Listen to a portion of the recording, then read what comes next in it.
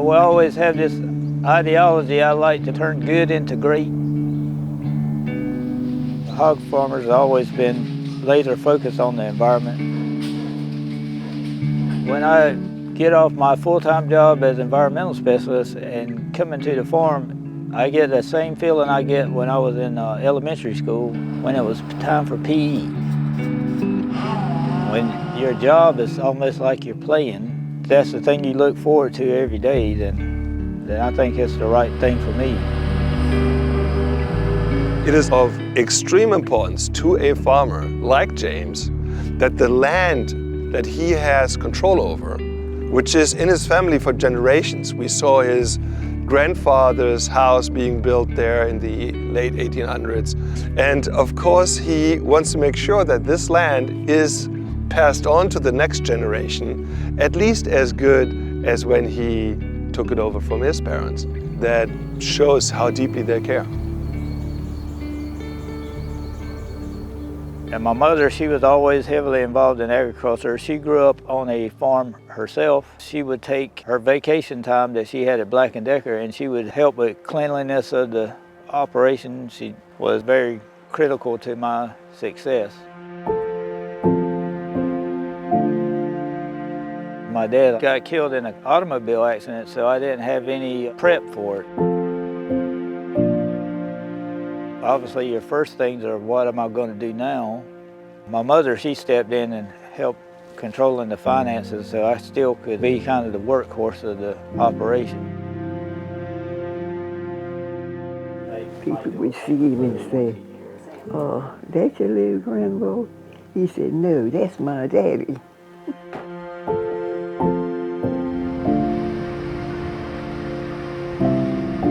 So after graduation, I was thinking that it would be more beneficial to grow for this company that I work with, just in case I was to have an issue at the farm. Through a summer intern I had here at Prestage, I had this aspiration to expand the swine operation here on my family farm. I decided a good niche was the nursery or feeder pig operation. It's just easy to like a guy like James Lamb and work with him, and his job for us, a guy that's working with you, not telling you what to do. We are family owned, and you know, we came up right beside our growers learning how to grow the animals, and you know, the respect we have for our team members as well as our growers, I think goes a long way towards the acceptance and the responsibility that both parties have to accept to work together and do a good job. And I think when they want to produce food and they want to do it in a sustainable way, that's a good thing to try to maintain. Environmental technology was in high demand from all the integrators in the state. And this was the boom of the swine industry at the time in the mid-90s. So I was weighing my options with the cost of living relatively cheap, and I could start my own hog farm. Then with the combined income of those two, that I could make a pretty decent career and have the extended family, like my kids could ride their bikes to the grandmother's house. It's something that you can't really put a price tag on. My little girls were born, I used to call them the Cabbage Patch Kids, because we live on Cabbage Patch Road. A lot of people are kind of, I feel like, out of touch with the way food is actually made, and that's probably due to a lot of disinformation. I think to bring people here and to let them know that family farming is impactful to both me and them.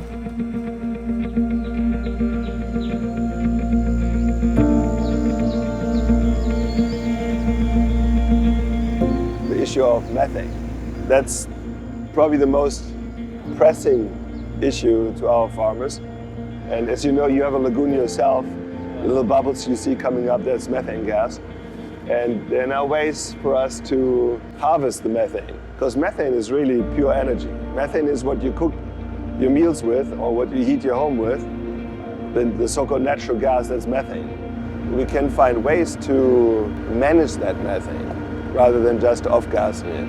And that's what we do a lot of research on. Well, here in North Carolina, annually, we have to do what they call a sludge survey. So that's where we have to calculate the percentage of solids versus liquids in an anaerobic lagoon. So a lagoon has given depth Anything that's inorganic, like ash, sand and so on, sinks down, and that's what's called sludge, and that sludge builds up. The more it builds up, the less workable space there is for microbes to actually digest the material in the lagoon. What James is doing with this device here is use a sonar in order to find out how much sludge buildup there is in this lagoon and at what point in the future he has to excavate, and therefore optimize the workable space again. Instead of being in a freshwater pond situation where it's thinking that the depth of the water surface to the bottom of a pond, we calibrated the sensitivity so it's reading the solids in the bottom of that lagoon as it's going across. I have that exact same leaf blower. I have 2 barns and 4 rooms. So each one of these rooms hold about 760 pigs.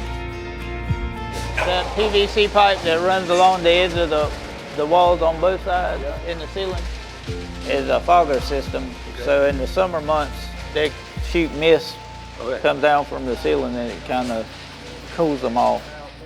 It's a team effort. So seeing the work that and due diligence they have to go through on the sow farm level helps me better understand what I need to do and what I'm getting on the nursery level. It's always good to value what your colleagues do. It is the legacy of a farmer to make sure that the animals are in good welfare. Okay, when I see a farmer walking the farm in the morning, I see people who really deeply care for those animals. It's not a thing, it's a living being. Sustainable thing we can always do is we've always got to strive to be better and get more efficient in taking less feed and less resources to turn that into meat. And that is still, in my opinion, the most important sustainability goal to have is the efficiency and the execution of that to produce some meat affordably.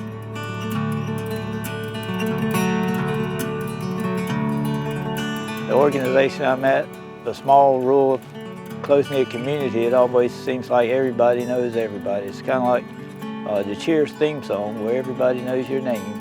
And my networking community has been expanded as my role as environmental specialist with Prestage Farms.